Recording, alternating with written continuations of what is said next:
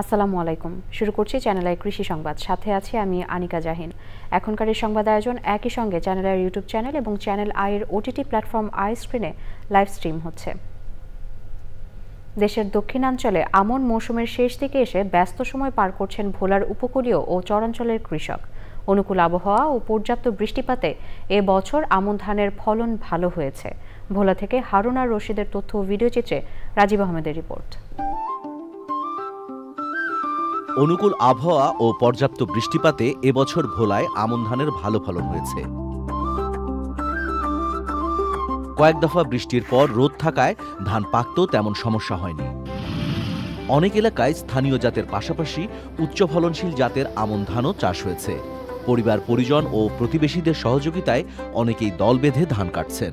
কেউ কেউ পাওয়ার থ্রেসার ব্যবহার করে দ্রুত মাঠ থেকে ধান মাড়াই করছেন। এতে সময় ও শ্রম দুটোই সাশ্রয় হচ্ছে। ধান আল্লাহর রহমত খুব ভালো দাঁড়ি চালাই দিলে গন্ডা জমিনে 4 মণ করিয়া ধান কাটছি। প্রতি গন্ডা জমিনে 300 টাকা করে আমার লাভ হইব, 1000 টাকা করে মন ব্যস্ত। সবাই এবার ধান কাটা নিয়ে সবাই ব্যস্ত।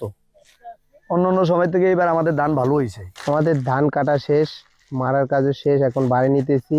আল্লাহর রহমতে ধান অনেক ভালো হয়েছে, আমরা এখন অনেক খুশি। জেলা কৃষি সম্প্রসারণ অধিদপ্তর জানিয়েছে, বাজারে চালের দামের ওপর নির্ভর করবে কৃষকের লাভ লোকসান। উন্নত জাত এবং উন্নত কৃষি সেবা যদি আমরা প্রদান করতে পারি তাহলে অবশ্যই আমনের উৎপাদন আগামীতে আমরা আরও বৃদ্ধি করব বলে আশা করি। এবছর ভোলায় 1,54,000 হেক্টর জমিতে আমন ধানের আবাদ হয়েছে। Rajib Ahmed, channel I. মেহেরপুরের গাংনী উপজেলায় 2025-26 অর্থ বছরের আমন মৌসুমে অভ্যন্তরীণ ধান ও চাল সংগ্রহ কার্যক্রমের আনুষ্ঠানিক উদ্বোধন হয়েছে। সরকার নির্ধারিত সংগ্রহ পরিকল্পনা অনুযায়ী চলতি মৌসুমে গাংনীতে 143 মেট্রিক টন ধান ও 326 মেট্রিক টন চাল সংগ্রহের লক্ষ্যমাত্রা নির্ধারণ করা হয়েছে। ধানের সরকারি মূল্য কেজি প্রতি 34 টাকা এবং চালের মূল্য 50 টাকা নির্ধারিত রয়েছে। উপজেলা কৃষি অফিসের আওতাভুক্ত কৃষকদের কাছ থেকে সরাসরি ধান সংগ্রহ করা হবে এবং চুক্তিবদ্ধ মিল মালিকদের কাছ থেকেও সংগ্রহ করা হবে চাল।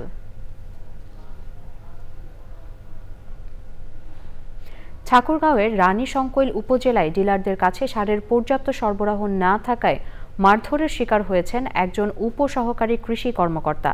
মঙ্গলবার সন্ধ্যায় সার বিতরণের সময় এই ঘটনা ঘটে।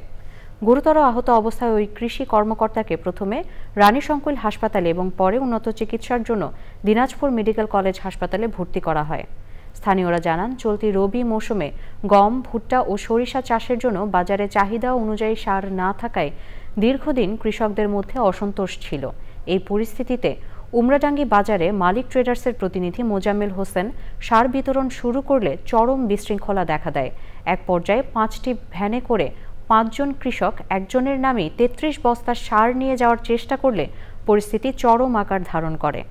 এতে লাইনে থাকা অন্য কৃষকরা ক্ষুব্ধ হয়ে হট্টগোল শুরু করেন। উত্তেজিত জনতা আকস্মিকভাবে উপসহকারী কৃষি কর্মকর্তা আক্তার হোসেনকে মারধর করে। এতে গুরুতর আহত হন তিনি।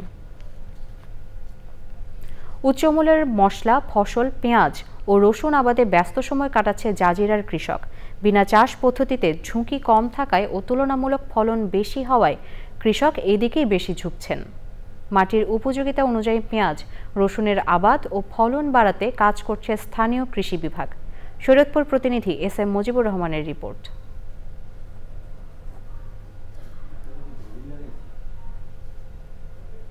ফসলের আবাদ হয়ে থাকে জাজিরা উপজেলায়। প্রতি বছরের মতো এবারও উচ্চমূল্যের ফসল পেঁয়াজ ও রসুন আবাদ করছেন জাজিরার কৃষক।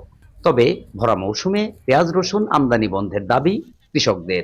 15-20 দিন আগে থেকে আমাকে এখানে বিনা চাষে পেঁয়াজ রসুন আবাদ করা হচ্ছে। টিভিটা যদি ভালো হয় 12 মণ 13 মণ হয়, আর সোয়াটা যদি ভালো হয় 10 থেকে 11 মণ।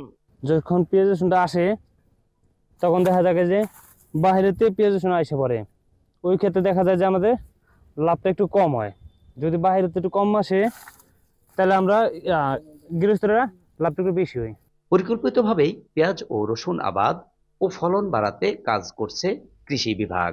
আমরা কৃষকদের বিনা চাষে পেঁয়াজ ও রসুন আবাদের পরামর্শ প্রদান করে যাচ্ছি, কারণ বিনা চাষে পেঁয়াজ ও রসুন আবাদের ফলে আনুপাতিক হারে কৃষকের উৎপাদন ব্যয় কম হয় ঝুঁকি হ্রাস পায় এবং ফলন বৃদ্ধি পায়। জাজিরা উপজেলায় এবার ৫,৫৫৫ হেক্টর জমিতে পেঁয়াজ ও রসুন আবাদের লক্ষ্যমাত্রা নির্ধারণ করা হয়েছে। শরীয়তপুর থেকে SM. Mujibur Rahman, channel I. দর্শক, এই ছিল এখনকার মতো চ্যানেল আই কৃষি সংবাদ। পরবর্তী সংবাদ দেখার আমন্ত্রণ রইল। এতক্ষণ আমাদের সাথে থাকার জন্য সবাইকে ধন্যবাদ।